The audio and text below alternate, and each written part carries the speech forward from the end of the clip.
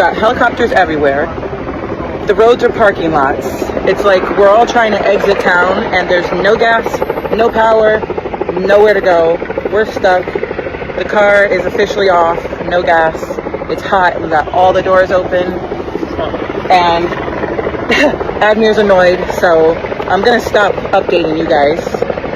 He wants me to sit here in hot silence and just burn up and do nothing. It's literally nuts.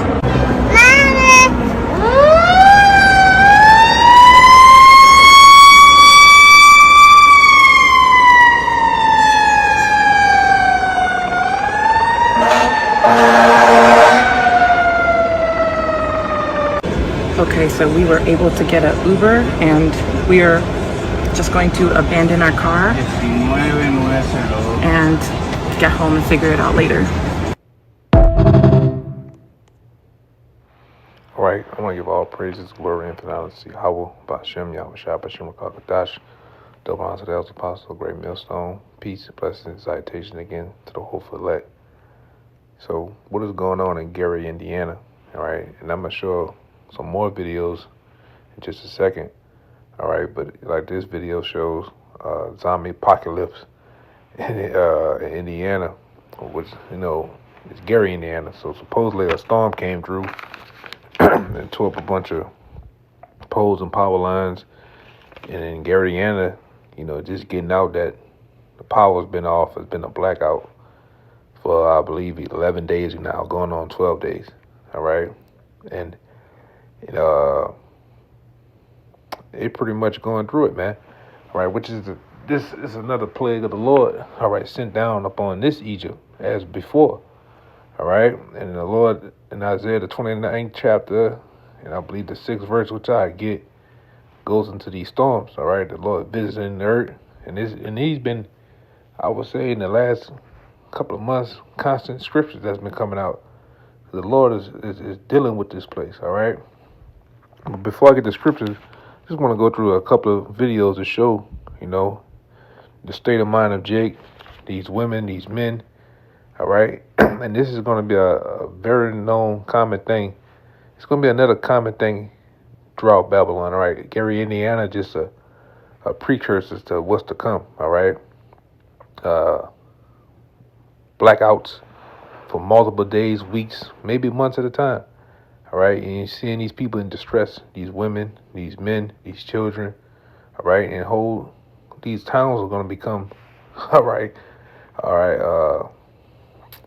spoils for looters, vigilantes, people that's going to have bad intentions out here, man.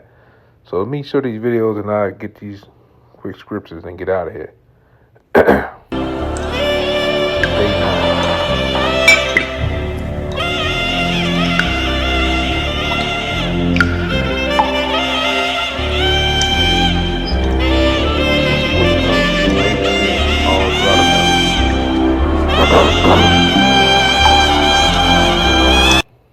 My name's Aja, and I'm still in the dark. I know a lot of people don't like to hear me curse, but things just keep getting worse and worse. We are now under a boil advisory. I was informed by someone at the sanitation district that the longer we don't have power, the less they're going to be able to basically filter and clean the water. So we need to boil everything on the stove with no power. How we gonna do a food tour in the Midwest and Gary ain't had no power and ain't nobody talking about it? I, for one, have not seen anybody else outside of Gary, Indiana. What's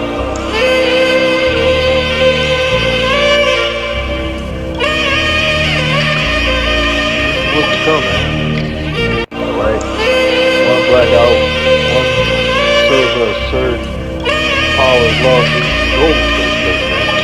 You've been seeing it over here.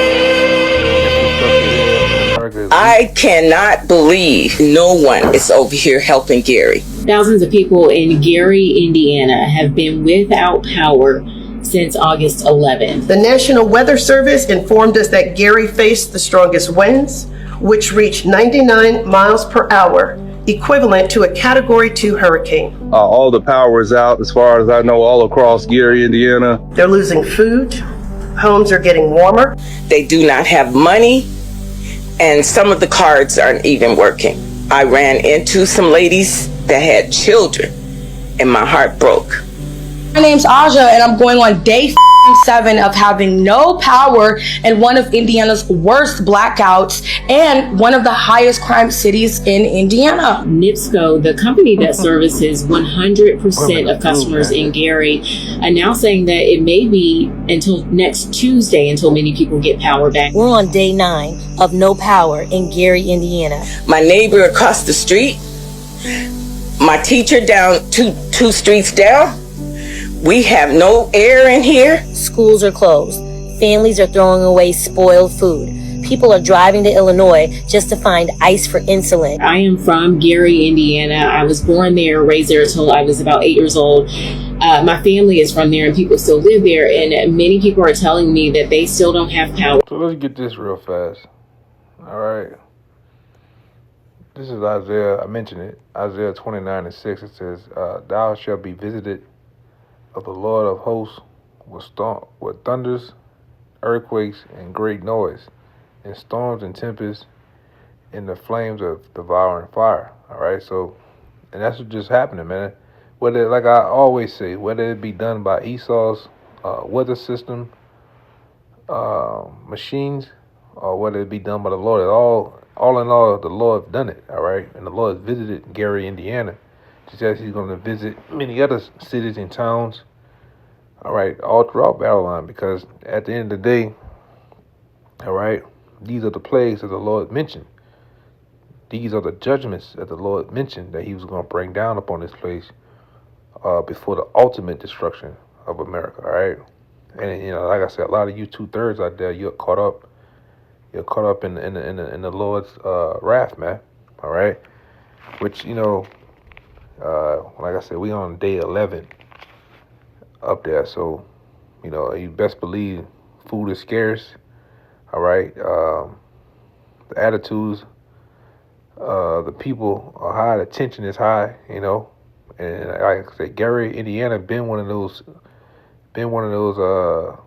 cities, man, that always been, you know, crime infested, just run down, you know, kind of like Detroit. So anything can set this off.